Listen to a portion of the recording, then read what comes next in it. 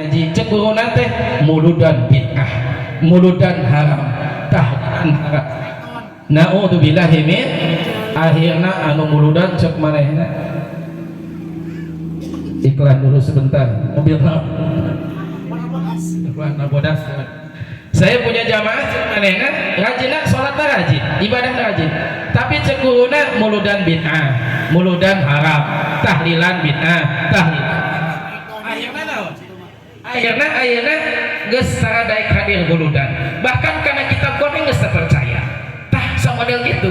Jadi lamun urang berguru kepada YouTube, kepada internet, kepada media online atau media cetak ayeuna akhir zaman, maka bahayana kita tidak bisa memilih. Tapi lamun urang berguru ka kiai di kampung sudah jelas ya, Ustaz Wawan, Ustaz Dadi, saya para kiai di ini sudah jelas ya. Jadi sekali lagi tidak boleh berguru kepada kiai dari YouTube atau dari internet yang mana gurunya ya Syekh YouTube, Syekh WhatsApp, Syekh Facebook, Syekh TikTok. Naudzubillahi min dari kira-kira loba teu ayeuna ngaguru kana TikTok loba apa henteu? Kana YouTube loba apa henteu? Kana Facebook loba apa henteu? Naudzubillahi min dari wayahna mulai saat ini tidak boleh berguru kepada guru-guru yang ada di media sosial, kecuali kita sudah tahu karakternya ulama tersebut. Seperti diantaranya misalkan ceramah Habib Rizik sahih, ceramah Habib Bahar sahih, ceramah Habib Rehan sahih, ceramah Ustaz Baban sahih, ceramah Ustaz Abdul Somad sahih. Terjadi masalah yang kami larang itu, yang tidak bolehkan kita berguru kepada kiai YouTube, kiai internet yang tidak tahu menahu asal-muasalnya. Setuju apa tidak? Siap berguru kepada kiai yang istiqomah, siap berguru kepada kiai kampung, insya Allah. Takbir, sallu ala Muhammad. Ya, karena ini sangat berbahaya kalau kita berguru kepada di luar jalur kita yang akhirnya ngaharamkeun maulid. Saya tanya ke masyarakat dina internet, dina Facebook, dina YouTube, loba teu nu ngaharamkeun maulid Nabi, loba teu ngabid'ahkeun maulid Nabi. Naudzubillahi min, karena mereka tidak paham ajaran Ahlus Sunnah wal, padahal Ahlus Sunnah wal Jamaah yang dibawa oleh Wali Songo melalui para habaib, melalui para kiai sampai ke ayeuna henteu lepas maulidna. Alhamdulillah. Saya tanya kepada masyarakat semua yang ada di sini, siap pertahankan maulid Nabi, siap syiarkan maulid Nabi. Takbir, sallu ala Muhammad, insya Allah. Saya bacakan beberapa kitab maulid Nabi sallallahu alaihi wasallam. Yang pertama, salah satu kitab maulid Nabi SAW yang bernama Maulid Berjanji, Nadham atau Nasar. Kedua, Maulid Syariful Anam, ini yang dibaca di pondok-pondok pesantren sahih. Ketiga, Maulid Ad-Dibai, salah satu karya daripada Syekh Abdul Rahman Ad-Dibai. Keempat, kitab Maulidul Azab. Kelima, Maulid Simtudurar. Kebetulan para jamaah sadayana, para guru, saya biasanya kalau ceramah itu baca Maulid Simtudurar, baca Ratibul Haddad ya. Sebenarnya saya banyak majlis itu saya lebih kepada istighosah dan baca kitab Maulid Simtudurar. Jadi habis terakhir ceramah tuh kita baca rawi biasanya ya, pas ujungnya. Kalau biasa panggilan-panggilan yang lain, karena panggilan khusus ceramah, kita ceramah karena maulid tadi sudah dibaca. Jadi saya biasanya baca keliling dakwah itu pembacaan Ratibul Haddad dan Maulid Simtudurar. Jadi sebelum Maulid Mahlul Qiyam biasanya ceramah dulu, baru terakhir ditutup dengan mahlul. Ketika beres Mahlul Qiyam, doa bersama, selesai pulang. Biasa seperti itu. Nah, Maulid Simtudurar yang banyak dipakai para habaib. Termasuk juga salah satu kitab yang ketujuh adalah kitab An-Ni'matul Kubra karya Syekh Ibnu Hajar. Yang kedelapan, kitab Sirah Nabawiyah. Yang kesembilan, kitab Maulid Ad-Diya'ul Lami karya daripada Al-Habib Umar bin Hafid, ulama besar Yaman Hadramaut. Yang mana kalau ibu pengen tahu siapakah presidennya habaib, siapakah habaib paling terbesar sedunia, jawabannya adalah Al-Habib Umar bin Hafid, salah satu cucu daripada Syekh Abu Bakar bin Salim. Beliau santinya ribuan, dan syarat menjadi santinya saja harus hafal Quran, Bu.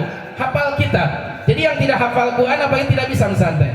Karena khusus para santri-santri yang memang calon-calon para dai, ya, di Yaman Hadramaut. Kebetulan saya berguru kepada beliau tahun 2013. Saya datang kepada beliau dan mengijazah salah satu kitab Al-Khulasah Al-Madad An-Nabawi, ya. Beliau sering juga ke Indonesia.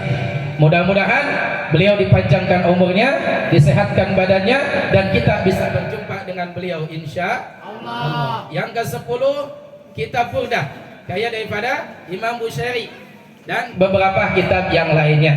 Itu saya bacakan beberapa kitab maulid yang mana di kitab tersebut dijelaskan tentang kelahirannya Rasulullah, tentang perjuangannya Rasulullah, tentang dakwahnya Rasulullah sampai ke wafatnya Rasulullah sallallahu alaihi wasallam. Sehingga kita lamun ngayakkeun ya urang muludan, ngayakkeun riungan samodel kieu, minimal kitab maulidna harus dibaca. Kenapa? Karena saat ina maulid Nabi selain menjelaskan tentang kelahiran Rasulullah, nyaeta maulid nage kedah dibaca insya Allah. Juga dalam beberapa kitab tersebut yang mana menceritakan tentang maulid Nabi, kita simpulkan bahwa maulid Nabi dibagi menjadi 3 bagian. Perhatikan, menurut ulama ahli mantikiyah bahwa maulid Nabi dibagi menjadi 3 natijah. Natijah pertama menjelaskan tentang kelahiran Rasulullah sallallahu alaihi wasallam. Natijah kedua menjelaskan tentang perjuangan Rasulullah. Yang ketiga, natijah ketiga maulid Nabi adalah tentang menjelaskan wafatnya Rasulullah sallallahu alaihi wasallam. Saya tanya kepada jamaah semua, ada berapa natijah maulid Nabi? Ada 3. Yang pertama menjelaskan tentang kelahiran Rasul. Kedua tentang, ya, mengapa lewat, ya, iklan dulu mobil warna hitam kayak lo hijau kayak lo coklat. Nah itu sekali lagi saya tanya kepada semua jamaah, natijah maulid Nabi ada berapa? Ada 3. 1 natijah yang pertama menceritakan tentang kelahiran Rasul. Kedua tentang perjuangan Roh. Ketiga tentang wafatnya Roh.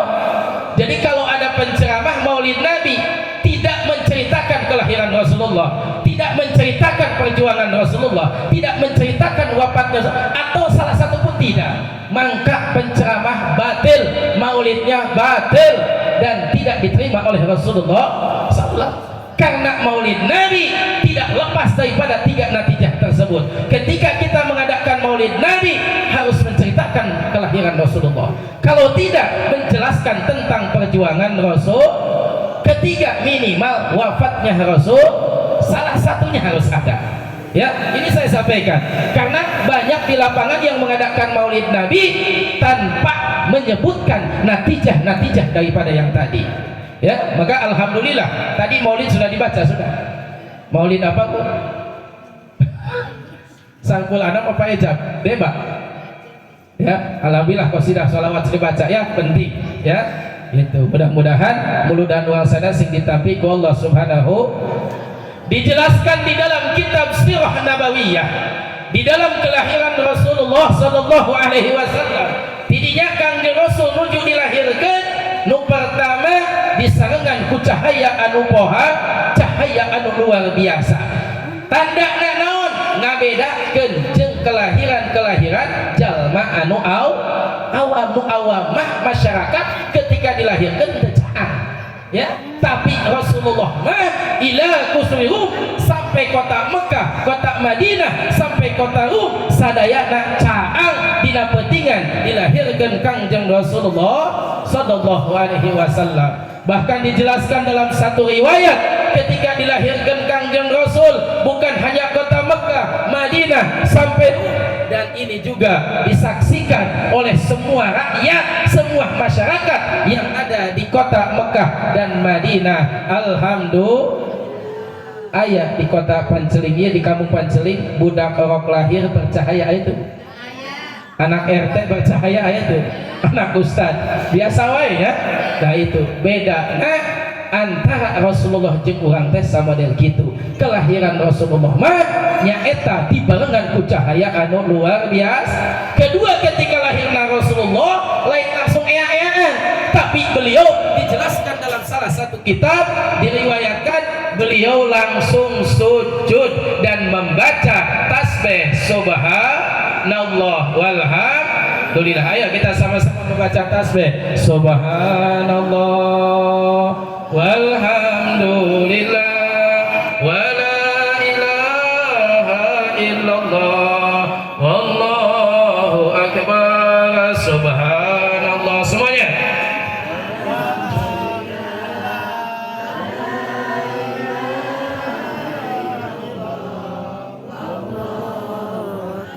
subhanallah walhamdulillah wala illallah wallahu akbar subhanallah. Semuanya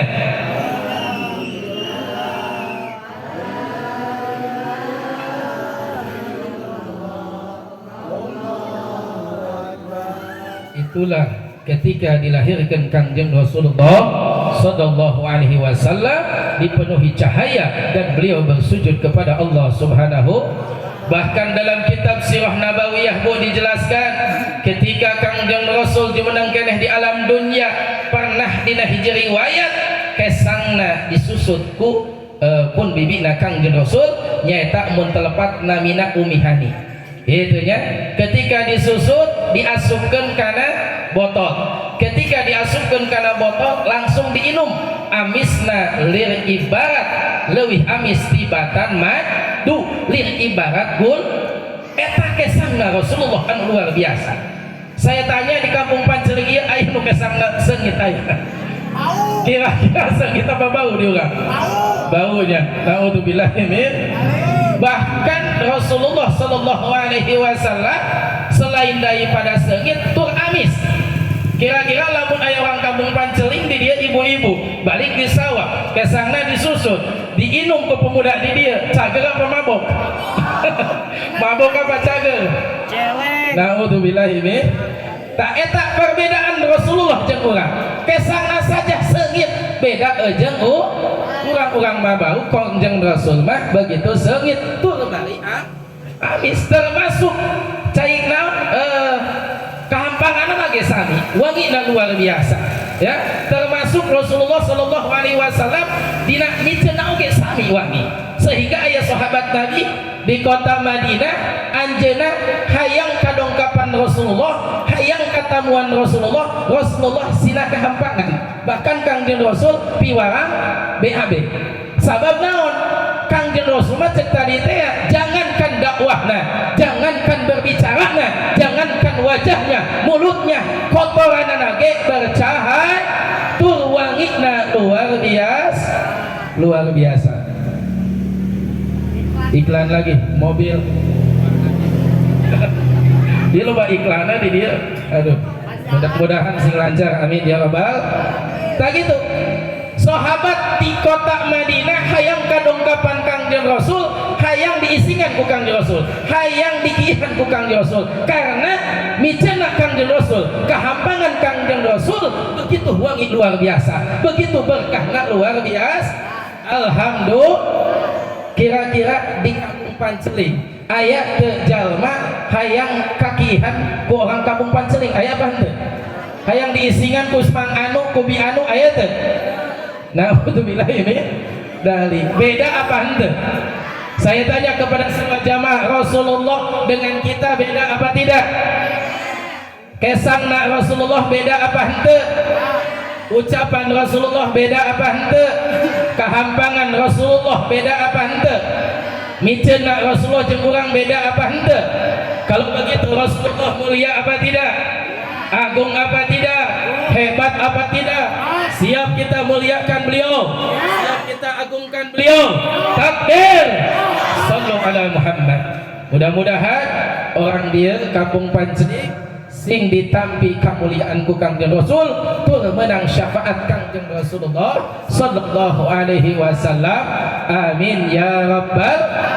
Bahkan dina hiji riwayat bekamna Rasulullah, getihna Rasulullah ya. Jadi Kangjeng Rasul bu tara ka dokter aja, jarang minum obat, tapi pengobatan Kangjeng Rasul dina bekam, sehingga dina kitab